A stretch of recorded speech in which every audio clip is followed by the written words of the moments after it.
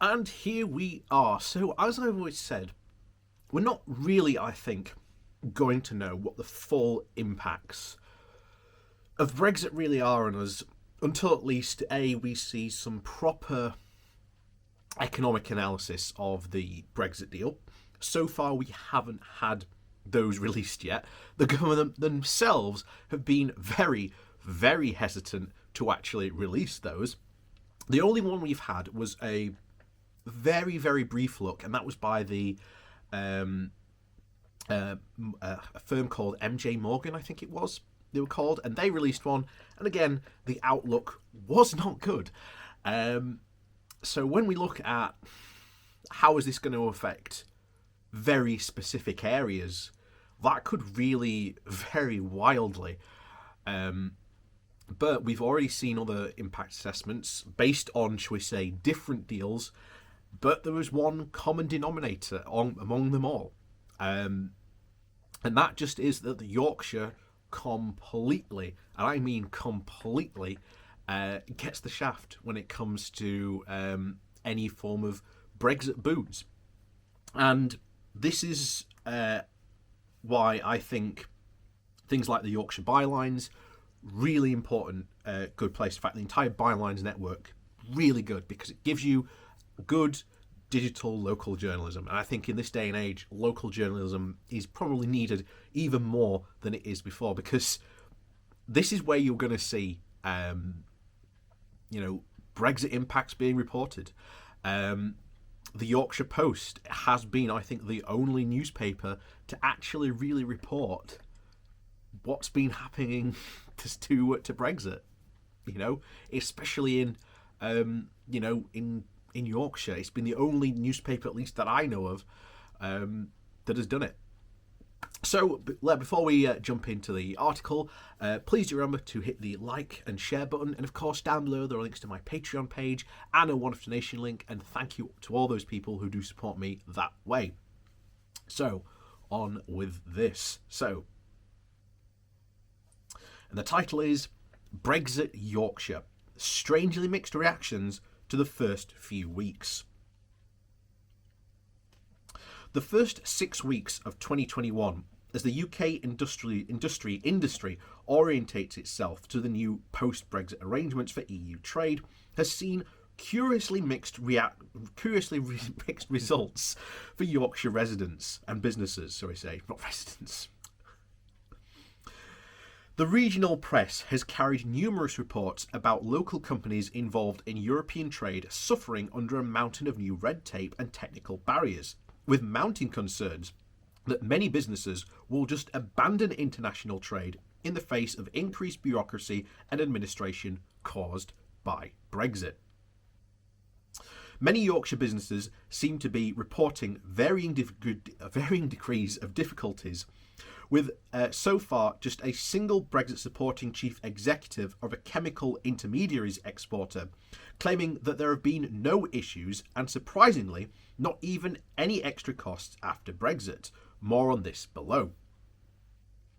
The chair of the Sheffield City Local Enterprise Partnership, James Moore, says Brexit was having an unpredictable, underpinned and unprecedented impact on businesses in South Yorkshire, with companies across the region reporting confusion, frustration, and a costly transition. Mark Godston at the West and North Yorkshire Chamber of Commerce talked about the problems of dealing with the complex rules of origin, which he says can be burdensome and bureaucratic, and with the cost of not getting it right being disastrous both for reputation and financially. Another report said that many firms in the area are being plagued by problems with supplies, and some are considering moving operations to the continent. Another thing about this is, I can't remember where I saw it today, but I'm sure it was somewhere, about how if you speak French, then potentially your job opportunities could have just skyrocketed, because this is the place where many of the problems do occur, and lots of businesses are now going to need to employ French speakers, or at least French translation services, to try and help some of these problems out. So if you can speak French, looks like you might be quids in for the next probably some considerable some time. So anyway, it continues. Thomas Kelford of the I can't speak today, of the cosmetics firm Owen 3, based in Ripon, has already shifted some of his operations to Poland. He told the Yorkshire Post that this was not worth the hassle and the cost of shipping goods into the EU, and added that this is as bad as a no deal. Yes, no tariffs, but there were never any mention of the hefty duty implications of paperwork, backlog, delays, and the difficulties of EU borders that we are now faced with. Arnold Locker, the chair of Locker Trawlers in Whitby, says that it will be worse off in he will be worse off in January than as a full member of the EU, and accuses Boris Johnson and Michael Gove of deliberately devastating coastal communities. On one of the worst affected seafood businesses is Barron Shellfish in Briglington. Again, we talked about them before. Forced to close after 40 years of exporting crabs and lobsters to the EU. And interestingly, what he had to say in his announcement was that they were able to grow so big because of having access to the single market.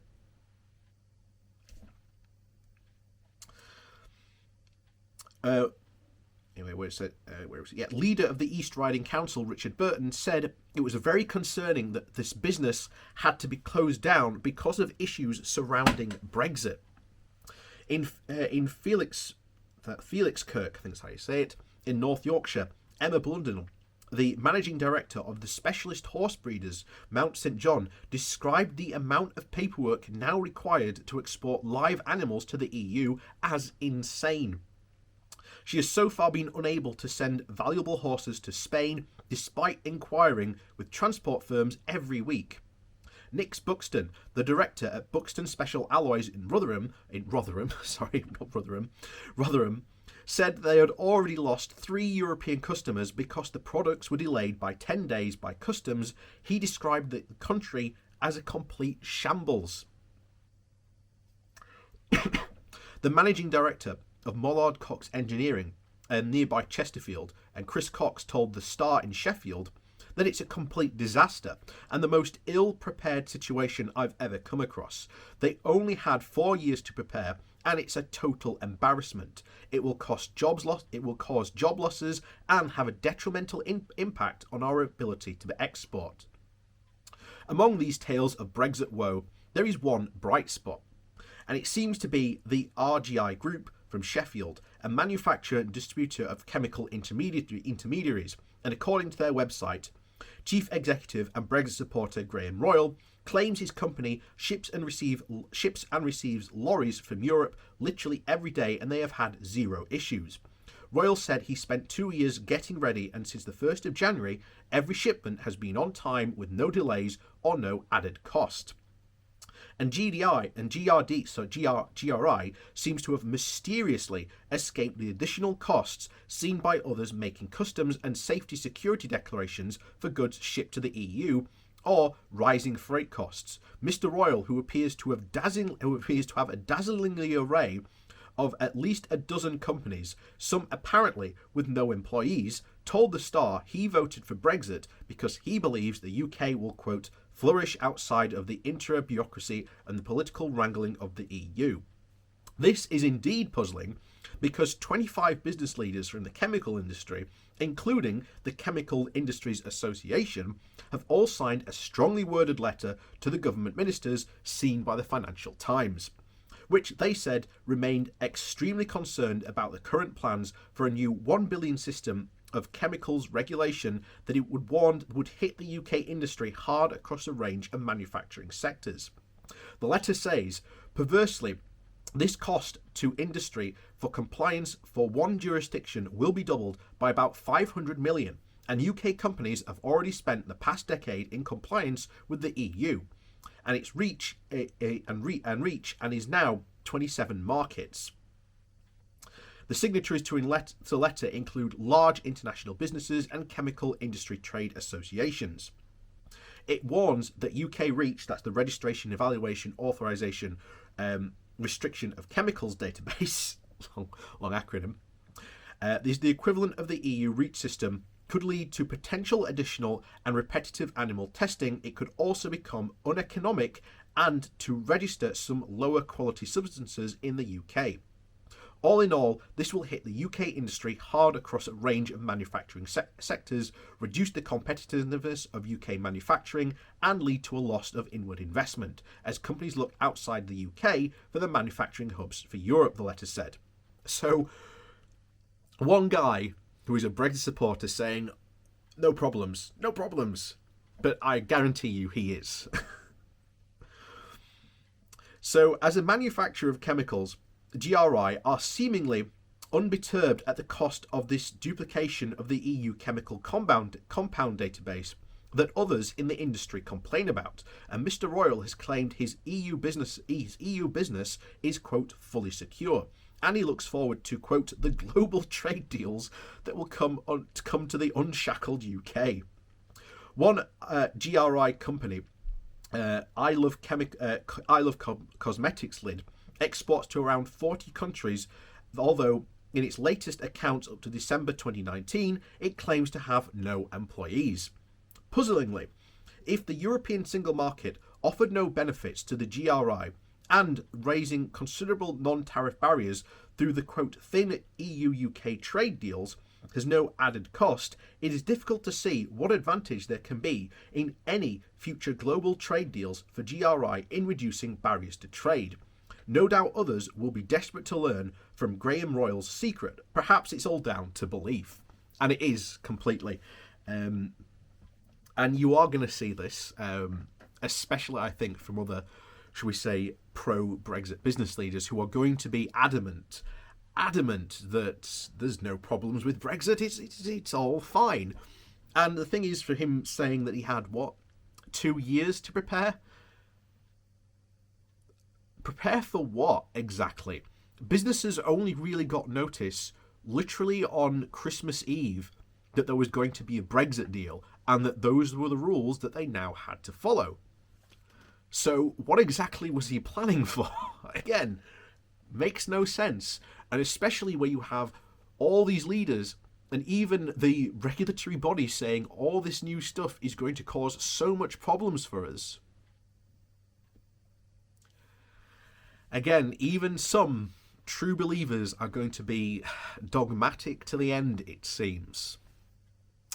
So, as always, thanks for watching. Please do remember to hit that like and share button on your way out. And of course, down below there is a link to my Patreon page and a one-off donation link. And thank you to all those people who do support me that way. And as always, we'll see you all next time.